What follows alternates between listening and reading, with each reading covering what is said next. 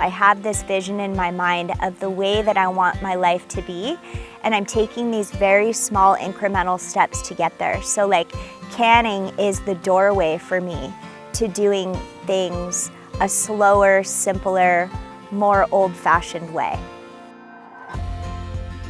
I love the idea of taking time, like a weekend, to just can as much food as I can, put beautiful jars on the shelf that are all rainbow colored, and I know that this food has been grown in spring and I'm able to eat it in the winter, and that's empowering.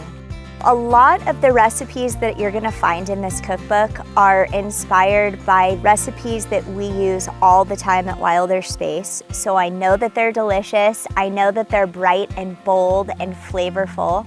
This is literally a soup to nuts kind of book. So you're gonna learn every step of the process, from water bath canning to pressure canning. You're gonna have all of the recipes, the guides, the seasonality. My advice to you is you need to jump in with both feet if you're interested in canning. You're gonna make mistakes, you're gonna fail, you're gonna break jars, but that's all part of the learning process, and it's how we grow in the kitchen.